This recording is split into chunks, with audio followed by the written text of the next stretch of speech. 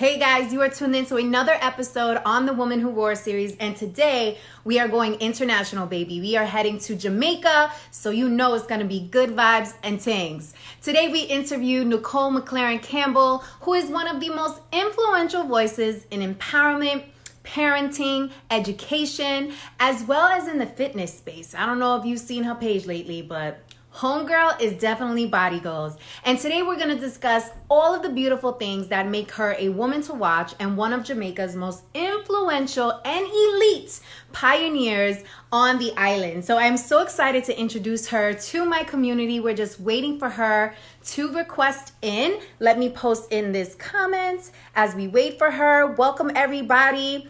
As I said, we are heading over to Jamaica tonight.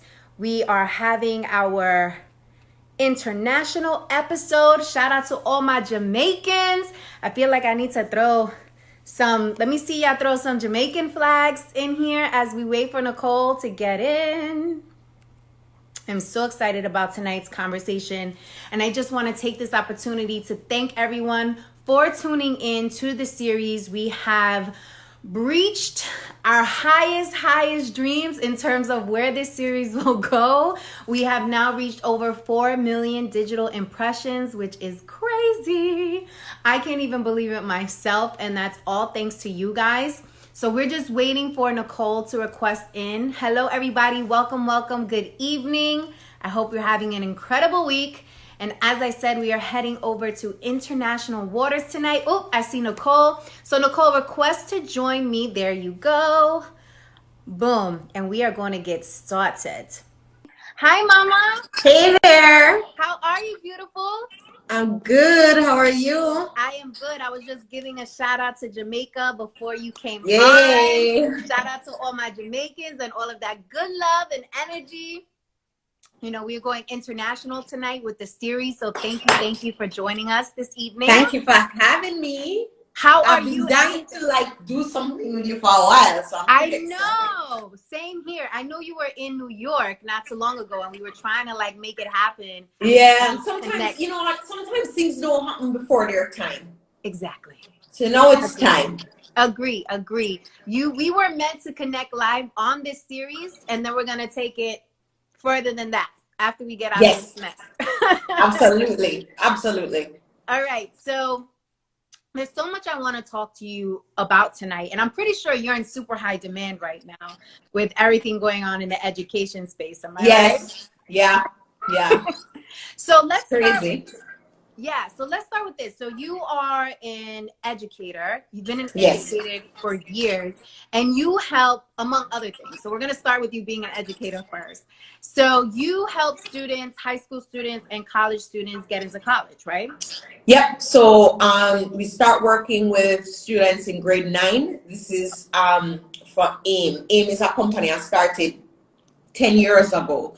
And I started it because my international educational experience was, such a game changer for me, in all kinds of different ways. Really widened my perspective, allowed me to, just build relationships with people all over the world, to really, appreciate the bigness of the world almost. And it gave me a sort of courage, and just, I could go on and on. And I was actually, so I left Jamaica when I was 15 to go to boarding school. I went to a boarding school in near Boston, called Phillips Academy, Andover, about 40 minutes outside of Boston. Then I went to Princeton University in New Jersey for my undergraduate degree. And it was while I was a volunteer interviewer for Princeton that I interviewed a young lady who was, absolutely brilliant, but she sort of hadn't put the application together. How it works for college admission is you have to work so hard to sort of stand out. So even if you have the best SAT scores and the best GPA, it's like you have to shine beyond that. Especially for me, I needed a full scholarship for this to even be a remote possibility. And so my heart went out to her, but more than that, for whatever reason, who knows why we are called to what we are called to, but I felt it in my stomach that I wanted to help her. I couldn't really help her because I was on the other side of the desk as an interviewer for Princeton, and she was the applicant, right?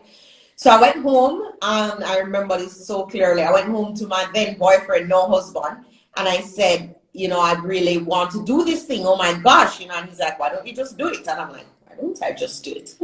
So I went on Google, found out it was actually a job because I had no idea that this was a real job at all.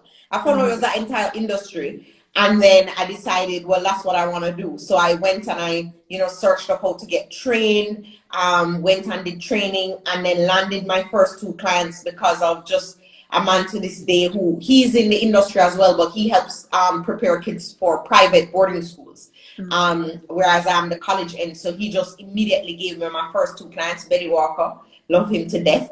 And after that, it just sort of, that's where it all began because I saw a problem that I wanted to solve. I love that, which is, the advice we hear all the gurus tell us. If you want to start in a business, if you want to really be impactful, solve for a problem, figure out the problem and solve for it. So because you're working with so many students, and I know we have a lot of parents tuning in right now, as well as students, what is advice you have for the class of 2020? This weekend, I was watching LeBron James and his amazing program that he did on CNN, which gave kind of like inspirational messages and just really try to make the graduates feel good about, this new world that they're going to embark on. So what advice do you have for them? I would say, and I told this to one of my students who graduated from Howard this year, is that the ability to view challenges as gifts, it's a guarantee that you will be able to navigate anything. And, you're graduating in a time of great disruption, but it just means you have the opportunity to build certain skills in an unprecedented way because this is, I don't know if it's once in a lifetime. It's once in our lifetime anyway, so far. Right. And it's just, it's an opportunity because you're going to need to adapt very quickly. And I mean, that's a great skill for life, right? The ability to adapt. You're going to have to get creative. Another life skill, right? You're going to have to think outside of the box. And many of you are going to have to create opportunities. And that's okay. Actually, that's a blessing. That's a gift. So don't be afraid. No more than ever is the time to aim high and be very bold. And so, it is what it is, and it is an opportunity. And if you can view it as such and respond as such, you can create things that have never been created before because they've never been needed before, because we've never found ourselves in this position before. So it's kind of the same advice I'm giving to myself as an entrepreneur. Yes. I was just going to ask you as a follow-up question, since you said challenges are gifts, what is one challenge you were faced with that maybe at first you didn't view as a gift, but turned out to be the ultimate gift for you? Oh my gosh, that's such an easy question I'm coming to answer. And I refer to this period of time all the time. When I went away to boarding school, on the heels of having achieved a great deal of success already, I'd been chosen by MIT to represent Jamaica at the World Junior Summit. I had been featured on CNN. I had been chosen as one of the 20 teens who will change the world by Teen People magazine. You in a documentary with Nickelodeon, right? Yeah, I had been featured in a Nickelodeon special, The Future According to Kids. I was traveling. I had given a keynote at a conference with Kofi Annan and Queen Noor. I mean, it's surreal when I look at the pictures now. I'm like, what on earth? So I went away. I left Jamaica on a high, almost like I was the most confident, fearless human being you would have ever met. I was crystal clear about my vision, my purpose. I was just like on fire. And then I went off to boarding school, and of course I was also very academically confident. I had been winning all the academic prizes, and everything came easily. That's just the truth. Success came easily. I just did what I had to do, and the result just came. So that's what I got accustomed to. Put in the work, right? You will succeed. Simple. Okay? Right. Simple. Very straightforward. Then I go off to boarding school, and immediately I'm no longer the smartest person in the room, like right off the bat, not even close.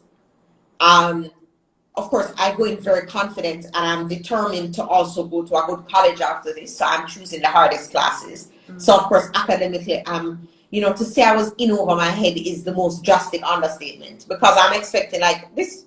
I know what to do. I'm gonna study. I'm gonna do my work. I'm gonna get the result. And that wasn't happening. And I just, no matter how much I tried, I just was not. I wasn't performing as I was accustomed to, and I was also getting quite insecure about who I was, because I was losing that academic star identity. But you know what else was happening? I wasn't in pursuit of my interests in the way that I was in Jamaica, because I got to this place, all the activities are different. They're, like in Jamaica, I was kind of like youth activist, like doing these, and I went to boarding school, and that's not me. Nobody knows me. Like, you're just this anonymous person, and you have to almost start from scratch. And I would say it's my first real challenge, where I am just like, you know what? I'm not staying here. This is too much. And then, of course, I'm from a warm climate. Okay, it's Jamaica. Okay, and Boston is the cold. first New England winter really was very hard. So I start to also gain weight. I'm a 16-year-old starting to, 15 when I went, starting to get insecure now about how I look, and and it was like all of the different factors at once, and I just cried on the floor of my dorm room closet every single night for 3 months, and begged my mother, this was a mistake, we are not continuing this. And when she finally gave in, and she said, okay, you can come home. It was like when I prayed, I got a very, very clear message that I shouldn't leave, and that not really I shouldn't leave. It was a message that, Nicole, if you leave now, what will you tell yourself the next time something is hard? How will you know that you can overcome? If you walk away from this challenge, how will you be equipped to deal with anything else in life? That was the message. And I was like, oh, God, it's true. And so I start to bargain with God, and I say, all right, if I stay here, if I get through this, I can get through anything, because this is the lowest of the low. I can't even see. I mean, I don't even know how I'm going to get into college, much less any kind of college at this rate. And I felt like I had everybody's expectations on my shoulders, and I was failing. And I was also comparing myself a lot to other people. I felt like, oh my God, everybody's smarter than me. They get this work done in an hour. I take 5 hours, right? They'll still get a better grade. They're the captain of the swim team. They're doing this, they're doing that. Everybody's so extraordinary. And I'm just, who am I? What am I? All I love to do is talk. What can that do anyway? That doesn't even have any currency. That's useless. So I start to question the things I like to do, and the things I thought were my gifts. I start to want different gifts, like other people's gifts. Like, why couldn't I be good at engineering? That's tangible, that's useful. I should be athletic. Why am I not, athletic? And so all of that was going on. And when I broke down, lowest of the low, in the closet, I also got the clear indication that, girl, you have to focus on you. It don't make no sense you wish for other people's gifts and talents, because everybody's road is different. Everybody's journey is different. You will only ever be you. You will never, no matter how much you look to other people and you want their journey and you want their this and you want their accolades, whatever, you want their life, you'll never get it. You'll always be you. So It's like, it doesn't even make sense, like logically, to focus on other people and where they are in their journey. Because again, it's simple, but when something very simple is like, it like blows up in your head like, aha. So for me, it was like an aha moment. Like, you will always only be you, Nicole. You are all you have. Every day you wake up, you're going to be the same you. So it's like, I was just like, oh my God. Okay, so I better focus on me. I'm going to be the best me, right? I'm not even going to worry about them and what their purpose is. My purpose is different, and that's okay. And we need all different kinds of people in the world. Don't worry about that. You go double down on being the best you. That's what I decided to do. And so even in this COVID thing, where it gets hard, it gets challenging, it's uncertain, my emotions, it's just, I'm an entrepreneur, I run 2 businesses, I know my kids are home, and you know what, all the disruption in the industries. And it's just like, I remember that time, and I'm like, but I am prepared. When I had what I think now was postpartum depression, and you know, after I had my first child, and I was struggling to keep up with growing a business, and then I had another baby, I got married, and it was a challenging time. And I could remember that time on the closet, and I said, oh yeah, well, it's hard now, but it's gonna be okay, because remember, God told me I could get through anything, and I did. So I'm covered. So I would say definitely that period in boarding school stands out to me as my most challenging time, and something that is the biggest gift of my life, because it lets me know I'm going to be okay, and it gives me that courage. I love that story. So for those of us who, you know, because as an adult, insecurities creep up on us too. Even though we may seem like we have it all together, especially on the gram, insecurities creep up. Yes. And I think that's just about us being human, and also a gift and a curse of the ambitious, right? We always want to be more. Achieving. Yep. We always want to be better, right? We want it all. Exactly. So for those of us who don't have a story like your boarding school story that we can revert back to and say, you know, you made it through that challenge, you're going to be okay. What advice do you have for those folks who don't have something to reference, that are feeling super insecure, are feeling lost, confused right now? What insights would you give them to help them get through it? Well, the first thing I'd say is search, dig very deep, very, very deep, for any point of reference from your experience. Because even if your experience hasn't been my experience, or maybe not at the depth of my experience, I really believe that we all have had, or most of us have had, at least one time in our lives where we thought we couldn't do something, and then we did it. Where we were at our lowest of lows, and we just thought, oh my God, and then we were able to experience joy again, or we were able to be okay again. Right. You know, and so, because you know what it is you have to build a firm self-image before you can pile on the positivity. Because if you're piling on the positivity, and you know all the quotes, and you're listening to all the things, and you have all the advice, and you have all the, and your self-image is weak, it's not gonna make a lasting difference. You're just gonna be up and like, oh, you got these inspirational quotes, or somebody inspired you, and you were okay for the next whatever 48 hours, and then after that it's just like, I can't do this, right? And so for me, building self-image is a function of referencing. So it's about remembering where you come from, but it's also something that you can learn, because building a firm self-image depends on having a growth mindset, for me anyway, right? Because at the end of the day, you have to be okay failing. You have to be able to understand that because you failed doesn't mean you're a failure. And if you have a growth mindset, you're not failure is not the end of the road. So you're not terrified or paralyzed by it. You understand that it's part of the process. Frame of reference is very important.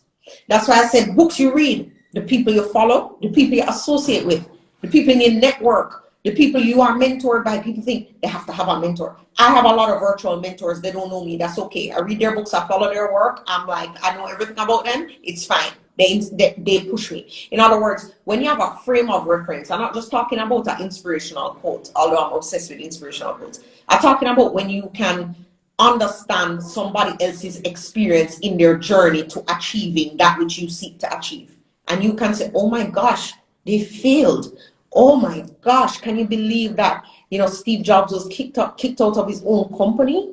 Oh my gosh, can you believe that this person went bankrupt? Jeez, can you believe that Vera Wang wanted to be a professional? This is a true story. Wanted to be a professional ice skater, and that didn't work out. So she started in fashion when she was 43.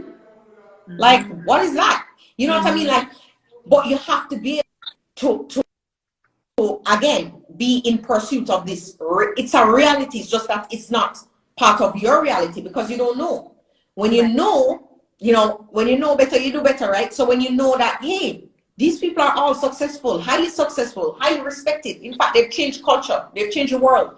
Oh my gosh, they experienced failure. They had setbacks. One time they told Oprah she wasn't charismatic enough for the camera. Okay, that's Oprah. Seriously. Right. If Oprah could build a skill, why she admits that she sucked. It was true. She said, where's the lie? It wasn't like, it was just the truth.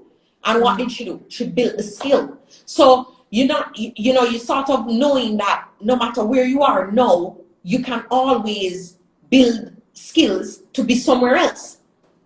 And so when the challenges come, you know that you can also rise to them, because resilience is also a skill and muscle is also a skill. And those things are buildable and learnable and teachable, which is the greatest relief of my life. Hallelujah. Hallelujah. I think, in that messaging, something to keep in mind is also the ability to be open to reinventing yourself. Because throughout your path, you're not going to follow that one straight and narrow path. You're going to turn left, you're going to turn right, you're going to go a U-turn, right? You're going to go. And that flexibility is important. That flexibility is so important. And the ability, you see, here's the other thing. You have to believe in your dream. Your vision and your mission in this world must be so clear that when the challenges come, you just understand that the challenge is there, but the mission remains the same. And the way or the method that you use to achieve the goal might be different, but the goal is happening. And so you have to have that deep conviction in your belly and feel your mission and vision so clearly, or else when the challenges come, you're going to be defeated, because there's no real drive there, like peel back all the layers, like maybe you're just doing it for some money, and that's not going to be enough to sustain you through very difficult times. Sometimes the only thing that can sustain you is that deep knowing that, like, oh my gosh, it doesn't look like to anybody right now. I know that all indications, but I feel this so deep in my belly that I know I have to bring this to life. Like I know I have to, like I know myself that this is. And so that's the connection we have got to have with our goals, which is why, I run a membership club for women. And I started it, Goal Accelerator, right? Well, I started it because when I had children and got married and my time cut in half, as a business builder, entrepreneur, driven woman, I, came face to face with the realities of having a family and having to do it all. And I'm like, what is this? This is like bullshit. But then also like, this is crazy. But then how do other people do it? I need to level up. So I was like, I'm going to build these skills. I've never been like that organized. Like I've always just been winging it. And I was like, okay, well, winging it is who I used to be. And it has brought me great results, meaning, like, it's fine. But for where I'm going now, with what I have on my plate, the winging is not going to work anymore. I need to learn something else. So it's also just appreciating like what you need to learn, understand, and being able to face that. Sometimes we're so fixed in our ideas of who we are that we are not open to learning. And I think one thing is you have to be open to learning, and you can't be tied to any particular version of yourself. In other words, when I went to boarding school, I was so tied to my identity as academic. Not academic. But that's what I thought, and I was so tied to it that when that identity got threatened, I melted. No, I'm just like, I'm flexible. In other words, I know my core principles and my core values, don't get me wrong, but I'm not going to call myself any particular type. I am just, trying to be my best me. Would you say I'm hardworking? I would say that, but I don't tie myself to the image of me being hardworking, because how am I going to know when I'm lazy? If it is that I think I'm so hardworking, then I could be falling into slack, lazy habits and not know, because I've told myself over and over, well, I'm hardworking. You see, tying yourself to any image or identity of yourself, you can develop blind spots that can be very dangerous. So, you have to be flexible, and you have to just always just look at your actions as your indicator, not as like your ideas of who you are. If that makes sense. I love that. So I want to transition to family life. And I'm not going to talk about like work-life balance, because I know you had several of those conversations. What I want to know about is what it's like being married to an artist. Oh, shoot. I want to know about. Oh, Victoria, you stop. I want to know that. You didn't send me that one in the email, girl. Well, so first of all, I've never been married to anyone else. So I don't know Okay. what it's like as opposed to having like a husband who is like a banker or I don't know. Okay. So I don't know. I get that question quite a bit, but I'm not sure what I mean. So let's talk about some things that come along with his job. So before COVID, he traveled a lot. So that was just something that like you just get used to because I met him. It's not as though he was something else before I met him. That was his job when I met him, right? So and it's more than a job, it's his passion.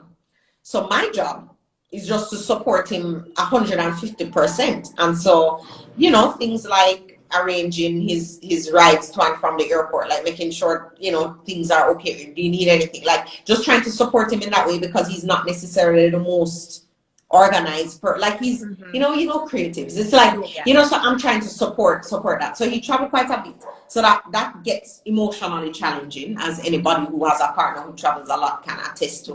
And then because sometimes I have to travel for work, I've had to make trade-offs.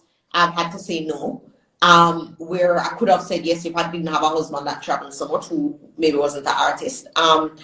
And so, but I know of like I have a friend with a husband who is in corporate and he travels a lot too. So it's it's not necessarily just restricted to Jeffrey. And then the other things that were distinctive before COVID was just that his schedule would be very different from mine. In other words, I wake up early.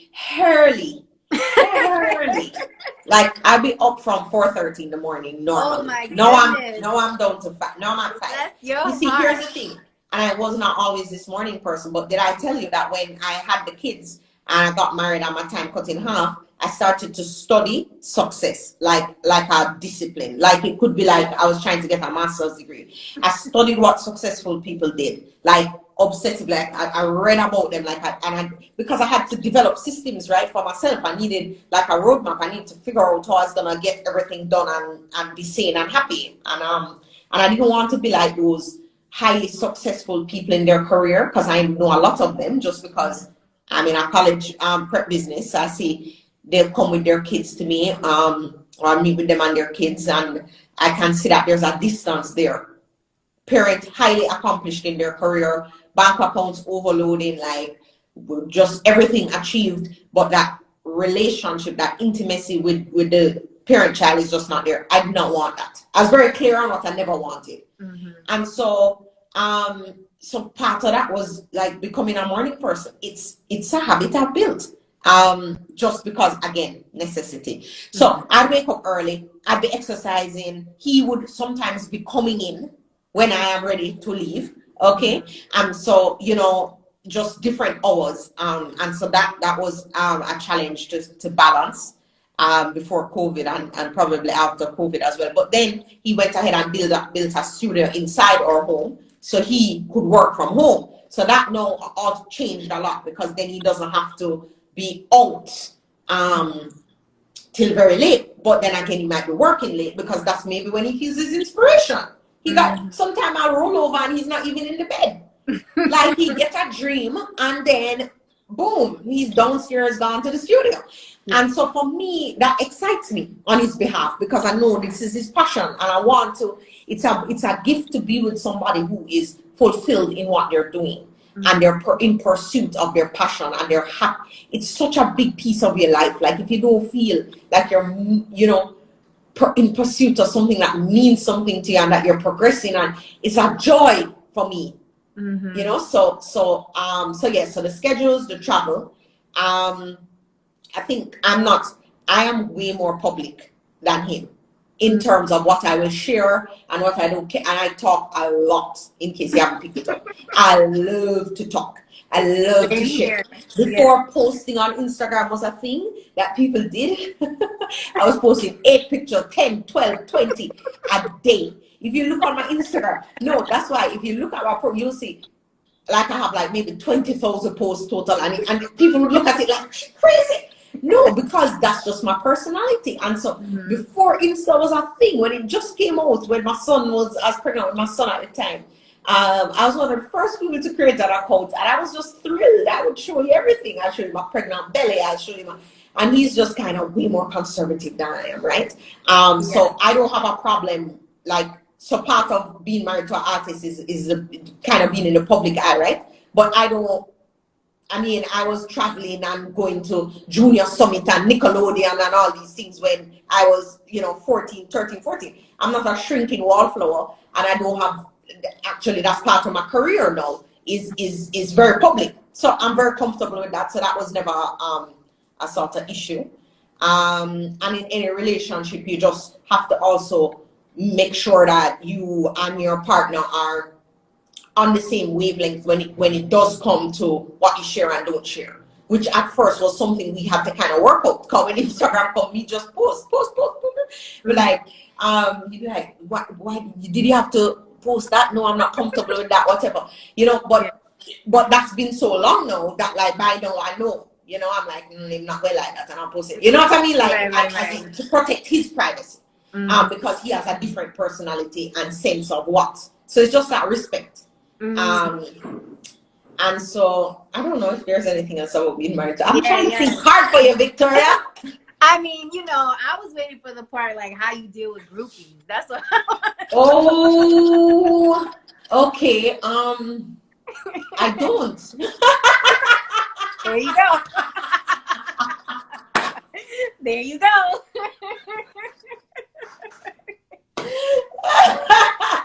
I love it. There you go. Oh my God, you are the best. Oh, that sums it up well.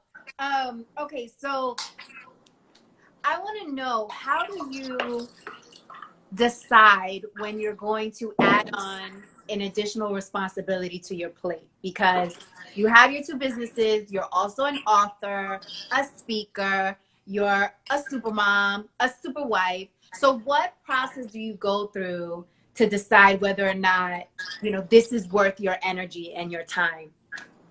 Well, I love how you frame the question, because it's so funny. I was having this very conversation today with somebody who I was teaching how to say no.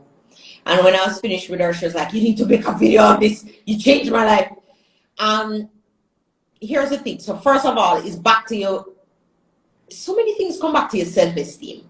A lot of women in particular women, end up overcommitted and unsatisfied, being very, very busy, but not making meaningful progress on the goals that are important to them, because they're trying to be everything to everyone. They're saying yes to everything because, they're afraid what people will think. They want people to think they're mean, or that they're a biatch, or that, whatever, or what are they going to think? Or I somehow feel like I need to. And so, in making a decision about what you say yes to, first of all, you have to know why you're saying yes. If you're saying yes to something that you don't want to say yes to, but you're saying yes because of the fear of judgment, then that is a big red flag. That's something you have to deal with on the inside. Then what we do is we say yes, and then we get mad with the person who asked us, of course, behind their back. When they hang up, they're like, oh, we're like, why did I agree? Why did I say? Why did they call me with that? Oh, and then you drive yourself insane, and you're miserable for the 2 weeks leading up to it. I decided that's not going to be my life. And then the other thing that helps is, you see, when you're very clear about what your goals are, you're very clear about your mission, you're very clear about your vision. You're clear about your values. When something comes, an opportunity arises, because every opportunity is not your opportunity. And when an opportunity comes up, if you're very clear, you're able to say, okay, well, does this feed my mission? Does this further my vision? Because when I decided to write my first book, it was something else being on my plate, right? I had just completed a morning appearance on a morning TV show, and the security guard for the building said, I was so inspired, I watched it, but where's the book? I need to have something so that, I can hold on to, and when I'm feeling low, I can. And I'm like, book? I don't have a book. And then I said, well, maybe, do I need to have a book? Should I have a book? And then I was really scared.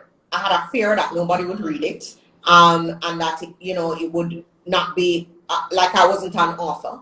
So it would fail. And, you know, all the things we tell ourselves, right? Like, Yeah. who is the author anyway? You know, it's Right. just so ridiculous. But when I decided that I would do it, it was because I went back to my mission. And my mission is to help as many people in the world unlock their potential, realize what's inside of them, and unlock and then maximize that potential. And when you think about it, that's what I do with AIM. I'm helping you to unlock your potential in college admission. With Goal Accelerator, with Winning Women, I'm helping you to unlock your potential to live your best life in all the areas that count to you. Because we're just learning how to achieve no matter what the goal is. Right. And so when I said, would I write a book? Does it help me to achieve this mission of helping people unlock their potential? Oh, absolutely. Because it can reach so many people. When I thought about it, I was like, well, anybody could buy, you know, a book for $6.99. I mean, listen, my books, let me tell you how they go. This is the size. And let me tell you, at first, I write the book, and then I say, it's like I'm writing, and then something just says, you're finished. I'm like, finished? Is this even a book? But I listen. Because when you're praying and you're in prayer, sometimes when your mind tell you things, it's almost like God talking to you. It's just a message. It's just like, listen. Like it's like your inner voice, like your intuition, your gut. It starts to become louder and louder the more you listen. So when the voice just tell me, that's it, you're finished. I'm like, all right, I'm finished. And this is what the size was. No, I'm like, what the hell? That's not even a book. I was like, oh my God, people are going to say I'm crazy. And then I'm like, you know what, whatever. I'm just going forward. It's just a book. I published it as an ebook only because I was like, this is too small. People are going to see. You know, with that ebook, you can just make a fancy cover and nobody really knows how it looks because it's just an ebook. Right. But when you publish it now, you're like, this is a booklet. But anyway, I went ahead and published it. No, if I can, I don't even know where to begin on how many people's lives this book has impacted. People say, like they'll say, I haven't read a book in 10 years. This book has gotten me because it's so small. It was so approachable. I felt like, oh my gosh, I could read it. I could actually get it done. It's called somebody's asking what it's called. It's called Make It Count. And so it's a 45-minute read at tops. But it just goes straight to the point. Like, these are the things that you should focus on, in my experience, to really make it count. And we touch on fear, we touch on fulfilling purpose, we touch on, you know, these 5 things. And it's changed so many people's lives, and it didn't look like anything on the market at the time, you know. But now there are many more books like this. Well, it didn't look like anything I had been exposed to, because you know, no idea is ever really like original. You know how it is. Somebody somewhere else had that same idea. Don't even flatter yourself. But according to what I was exposed to, now I realize it's a category in Kindle, because I wrote a second book which is called Thrive or Survive, right there, and it became a #1 bestseller in Amazon short reads, which means there's an entire category of books that will take you 45 minutes to read. So I didn't even know that was a thing, but that just goes to show you, don't worry if it's not like somebody else's, or it's not like it's supposed to be if it's your gift and it's your way of sharing and it's your contribution to the world. Maybe somebody out there needs it, and that's your responsibility, really. It's not about you or your ego or your fear. It's about what your responsibility is to humanity, and that's to fulfill your purpose. I love that. I love that. So this is a question that I ask all of my guests, and it is, why are you a woman who roars? Ooh. Why am I a woman who roars? I'm thinking about the Katy Perry song now.